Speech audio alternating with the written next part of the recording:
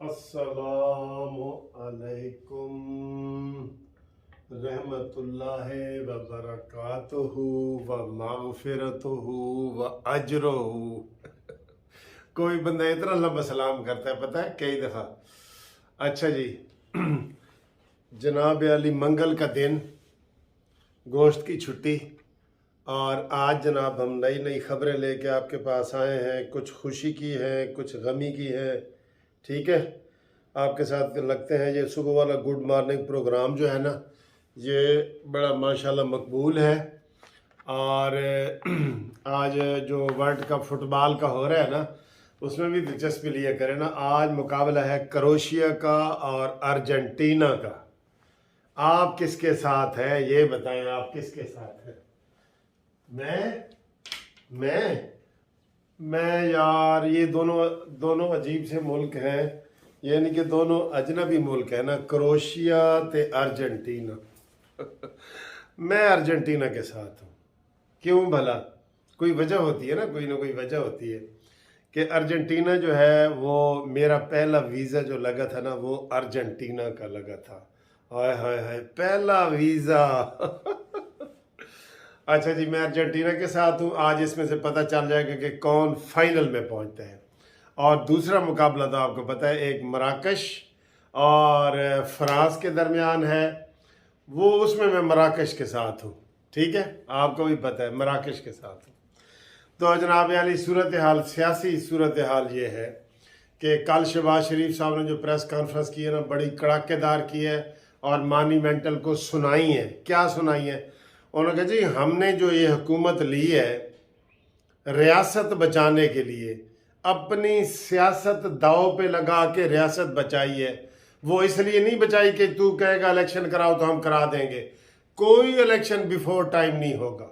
ये सुन लो, कान खोल के सुन लो, ये नहीं होगा। हमने रियासत को बचा रहे हैं और अल्लाह के फजल से रियासत हमारी डिफॉल्ट नहीं होगी। 8 महीने से इमरान खान ये तकरीर कर रहा है, जिसने पाकिस्तान को डबोया है। वो कहता है जी पाकिस्तान श्रीलंका बनने जा रहा है, पाकिस्तान डूब रहा है, डिफॉल्ट होने के करीब है। यार, इसके ऊपर पाबंदी क्यों नहीं लगती? जब ये ऐसी बातें करते हैं तो इसके ऊपर पाबंदी लगनी चाहिए कि नहीं? बताएं, लगनी चाहिए कि नहीं? हर रोज यही बात, पाकिस्तान डिफॉल्ट हो रहा है। कौन बाहर से इन्वेस्ट करने आएगा भाई? मायूसी फैला रहा है ये। अपनी पार्टी के लिए तो मायूसी नहीं फैलाता, लेकिन पाकिस्तान के लिए तो फैला रहा है ना। 8 महीने से कह रहा है, हालांकि पाकिस्तान ग्रे लिस्ट से बाहर निकला है इन्हीं 8 महीनों में, न्याजी के महीनों में नहीं, 8 महीनों में।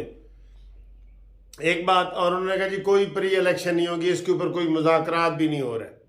इसहाक डार मेरी मर्जी से गया था वो और मसले में, इसके ऊपर कोई इलेक्शन के ऊपर नहीं होगा। हमने इसको बिल्कुल पाकिस्तान की मईशत को मजबूत करना है और इंशाअल्लाह ताला पाकिस्तान डिफॉल्ट नहीं करेगा। और इमरान हर रोज तकरीर करता है कि जनाब पाकिस्तान, अंदाजा करो हर चीज उल्टी। आज एक स्टोरी भी आपको बताते हैं इलेक्शन कमीशन की, हर बात उल्टी। क्या कि जनाब पाकिस्तान डिफॉल्ट कर रहा है, ठीक है, और इलेक्शन कराए जाए। अंदाजा करें भाई, इलेक्शन मुफ्त में होंगे। 36 अरब रुपए का अंदाजा ये लगा रहे हैं इलेक्शन के ऊपर। उधर से डिफॉल्ट कर रहे हैं, उधर से प्री टाइम इलेक्शन, इलेक्शन भी प्री टाइम। जैसे मैंने कल आपको मजाक में कहा था कि मेरी बर्थडे 8 जनवरी को है, मैं आज ही मनाऊं खामखाई। क्यों भाई? बात यह है कि असेंबली 5 साल के लिए आई है, रीजनेबल बात है, 5 साल के लिए उसको चलने दें। नहीं जी नहीं, इलेक्शन कराओ। क्यों? कि मैं बाहर हूं। भाई तू टुट्टी लत्त का इलाज करा, अपना टुट्टी लत्त का इलाज करा, बाहर आराम नाल बैठ जा बस। तू इधर जमान पार्क में भी आया बैठा है ना, बनी गाला छोड़ के, वो हमें पता है ये पंजाब की हुकूमत के लिए। वहां तेरे खिलाफ कोई भी FIR जो कटी हुई है ना, तेरा भी आजम सवाती वाला हाल हो सकता है। एक बात अभी जो ब्रेकिंग न्यूज आई है वो यही आई है कि इलेक्शन कमीशन ने जो 8 साल तक केस का फैसला नहीं सुनाया, उसके पीछे एस्टेब्लिशमेंट का हाथ था।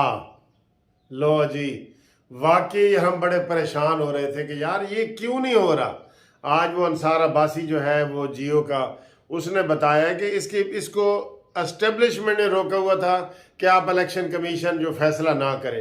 बाद में जब उनका हाथ हटा है बाजवा एंड कंपनी का, तो वो जनाब आ गए हैं और फैसला आ गया है। और इमरान के जो खाते निकले हैं, 16 बेनामी खाते, 17 अकाउंट जाली नकली अकाउंट जिसका कोई रिकॉर्ड नहीं है, अरबों खरबों रुपए के घपले। ओ यार, ये शख्स तो करप्शन में ना नक तक डुबो है, नक तक, नक्को नक होए हुए है। ये मुहावरा सुना है ना आपने, नक्को नक होए हुए है ये शख्स करप्शन दे विच, जेड़ा करप्शन ते गल करदा है।